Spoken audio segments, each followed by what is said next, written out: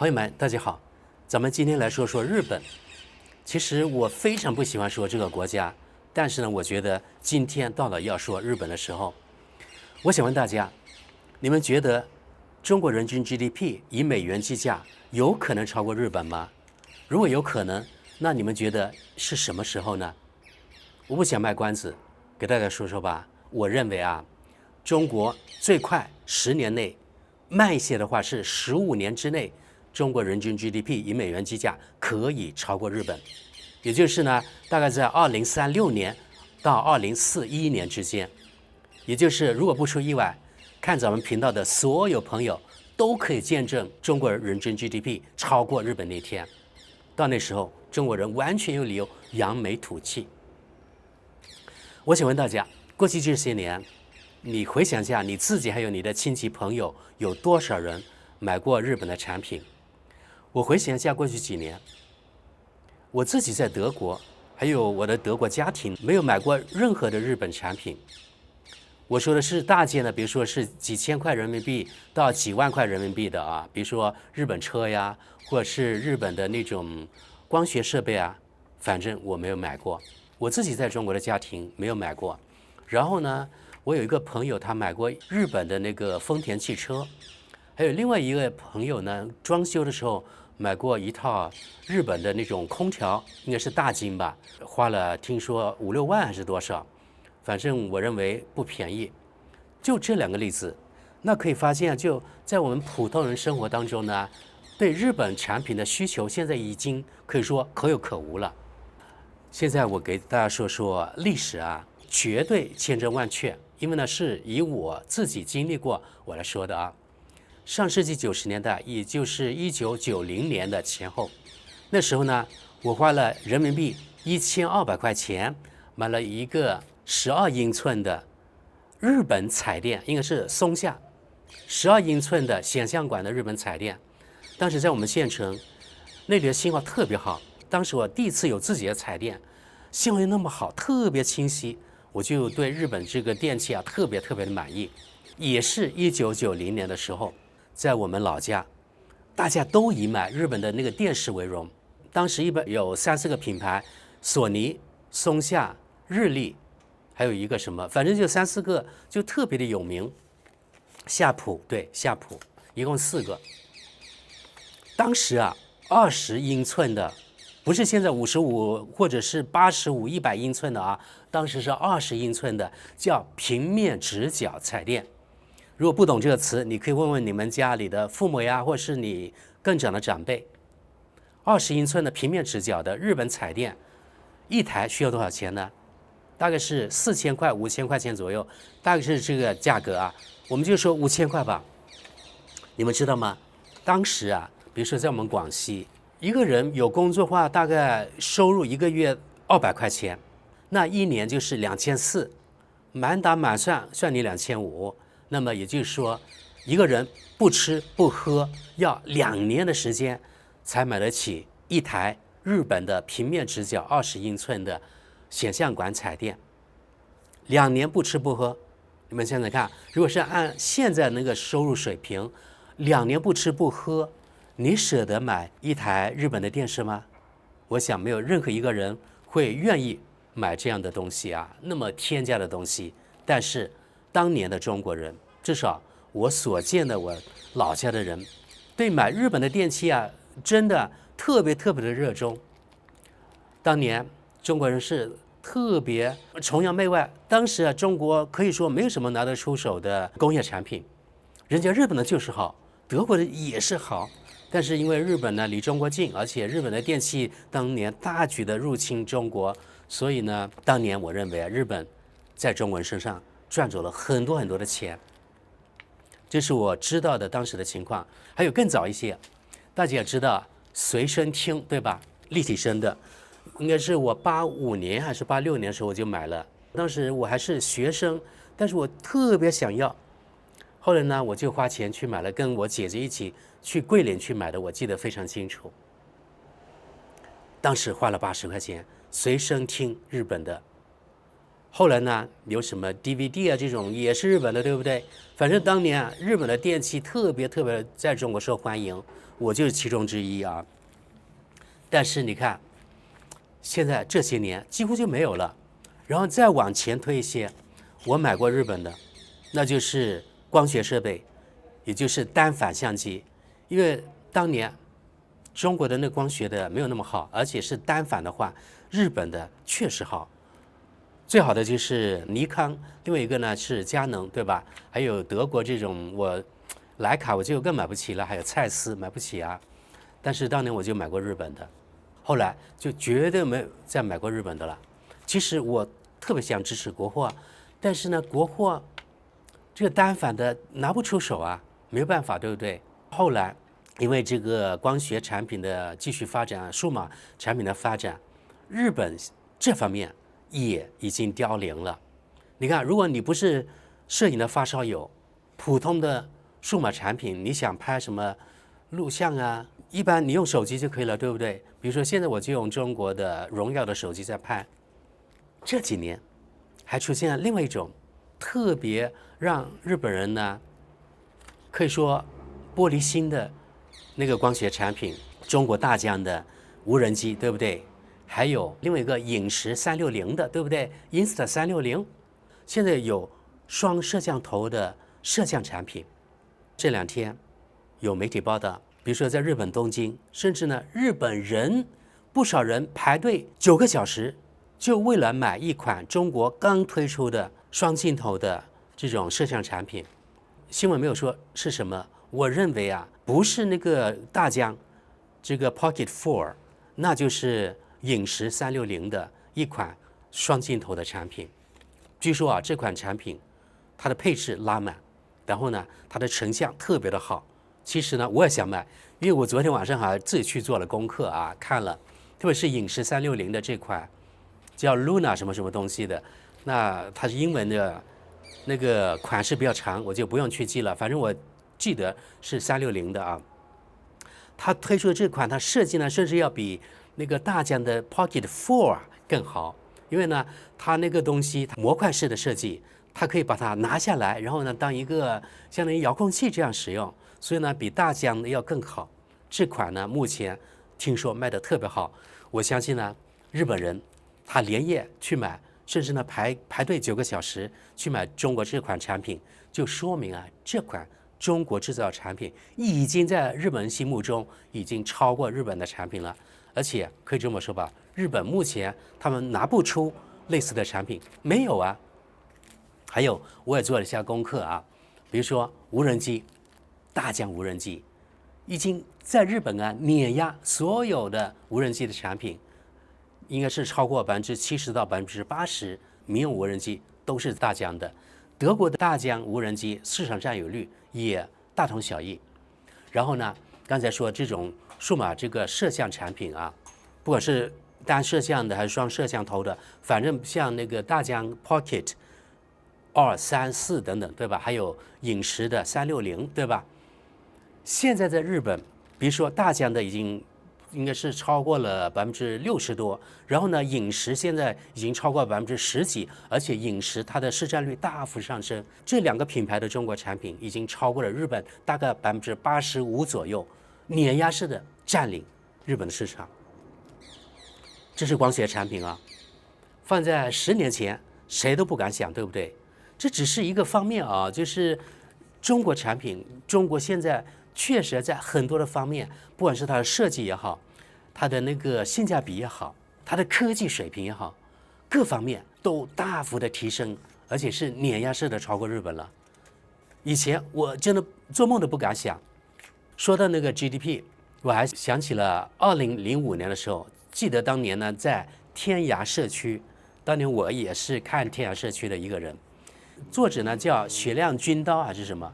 他的網名对吧？雪亮軍刀在2005年的時候就預測啊，他說2030年中國的總 GDP 會超過日本。當年他這樣發文的時候，在網上遭到了網暴，說這個人吹牛，中國的 GDP 不可能超過日本，不可能在2030年，因為當時啊，中國的 GDP 才日本的一個零頭，如果是人均的話，連一個零頭都不到。所以大家都說這個人呢太那個吹牛了， 2030年中國呢不可能超過日本，就總的 GDP。哪知道只過了5年，2010年是一個非常重要的年份。那年呢，中國的 GDP 總的 GDP 就超過了日本，超過了日本大概是3000億美元左右，一舉就超過了。當年在日本在中國都掀起了軒然大波。當然，日本呢就好像死了自己的母親一樣難受。但是到了2025年、2025年吧，去年中國的總 GDP 差不多是日本的5倍了。從當年2010年剛剛超過，15年之後，已經是日本的5倍了。所以我們又回到了这個說的，我認為最快是10年，慢一點呢就是15年，中國的人均 GDP 要超過日本。到2035年，中國人均 GDP 可能會達到3萬美元左右。那麼到2041年，中國人均 GDP 可能會達到4萬美元，而日本的人均 GDP 會少於中國。不知道我這麼說是不是吹牛那我們拭目以待吧。那為什麼我認為呢？中國人均 GDP 有可能，非常有可能超過日本呢？前面大概提了一下，比如說在中國一些產業，比如說光學，現在你看是不是在一些方面已經超過日本了？只是呢，單反這技術還沒有超過，但是這個攝像方面大疆呀、Insta 影視是不是超過日本了？不然人家日本人不會排隊9個小時去搶購中國產品對不對？另外一個，中國的新能源車也包括電池技術，還有駕駛系統，也是碾壓日本的。所以，如果日本的汽車工業垮了，像德國汽車一樣是它的立國之本，它的汽車工業垮了，失業的日本人，受牽連的日本人可能是以數百萬計。所以如果是日本的汽車被中國碾壓，對日本來說也是一個災難。而且目前看起來，日本呢很難反超中國。我是說，在新能源汽車方面中國对日本稀土方面现在的管制也越來越多，而且有一些稀土根本已經大半年了零出口。所以你看前段時間日本有2家公司宣布永久性的關停，還有現在沒有稀土。那日本的軍工是不是也受到影響？軍事方面他想搞軍國主義，現在那個難度也越來越大。另外呢，沒有中國的稀土，那日本它是完全依賴中国的，它依賴度呢起碼超過80%，甚至90%。所以呢，日本試圖比如說從其他國家，從什麼印尼從越南還有其他國家去買稀土，但是這稀土深加工還是得來中國，就像他的爸爸一樣，美國一樣，也要把這稀土拿到中國來加工。所以一旦中國這稀土斷供它，限制它這所謂居民兩用產品，那日本軍事還有其他工業是受到非常大的鉗制的。所以從這點來說，日本也非常不樂觀。還有一個，日本的貨幣是不是現在一直在慢慢的貶值呢？你看現在1美元已經換到162日元了，他們人均 GDP 以美元計價也會越來越低。廣場協議以來，日本呢已經失去了40年，那接下來的時間對日本來說可能也是失去了10年到15年。據我們現在來預測中國的那個經濟成長今後呢每年可能有4%到5%，再加上有1%到2%的那個通貨膨脹，那麼也就是說，這樣算起來，每年以那個美元計價，中國人均的 GDP 會上漲6%、7%左右，這樣一直計算上去。所以呢，到2036年到2041年，一個是日本它是下行的，中國是上行的，那中國人均 GDP 非常有可能超過日本。到那個時候呢，中國人完全真的可以扬眉吐氣了，永久的把日本踩在腳下。我相信呢，這是每一個中国人的心願。還有另外一個，日本債務，其實長久以來，日本政府的債務一直是全世界最高的。雖然我們聽說美國的債務也很高，但是其實美國的債務呢，完全沒有日本那麼高。美國的債務可能只有110%左右，或者115%左右，但是日本政府的債務占到了它 GDP 的260%左右，260%，朋友們是美国的2倍多，德國大概是60%左右，也不是特別高，但是日本特別高。如果你債務一直攀升，那你今後如果利息稍微高一點點，現在日本政府1/4財政預算就是用來交那個利息的。如果某一天日本的債務爆雷了怎麼辦呢？那日本的經濟是不是會崩潰呢？所以有很多這種不確定的因素，非常危險的因素，導致了日本整個這個經濟看起來不太好。而且這些年中國各個產業突飛猛進，這個工業門類啊，一個一個超過日本、德國、美國等等，對不對？那你看看日本近年來有什麼拿得出手的東西與中國对比，對不对？幾乎就沒有了。現在當然在一些高端芯片還有一些光學這個器件方面，日本還是比中國更強。但是呢，很多工業門類，越来越多工業門類被中國打敗了。日本啊，出口一直都比較強勁，但是过去幾年日本的貿易逆差越來越高。它貿易逆差高，那就表明呢需要更多的外匯來進口產品，然後呢會導致它日元繼續貶值，對不對？日元貶值，那就導致它進口成本增加。日本呢又是一個資源可以說幾乎沒有的國家，什麼都要進口，所以就導致了這個惡性循環。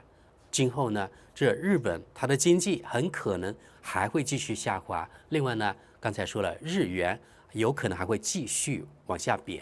如果以美元計價，是不是日本的人均 GDP 會越來越少，而相對的，中國人均 GDP 會越來越多？大家可能也知道，前段時間德國總理默茨甚至威脅要與中國簽訂廣場協議 2.0 版本。他認為中國人民幣被低估了30%。德國人呢，也是自不量力。德國有什麼能力能夠強迫中國來簽訂什麼所謂的廣場協議呢？自不量力。過去一段時間，人民幣對美元、人民幣對歐元在持續升值。對美元，現在1美元大概是兌換6.77左右，已經不到6.8了。1歐元對人民幣是7.75左右，與1年前相比，差不多升值了10%。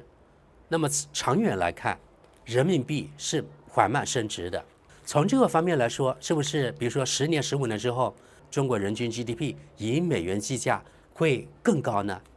以上說的各種原因綜合起來，我認為啊，有非常大的概率，中國人均 GDP 在2036年至2041年之間會超過日本。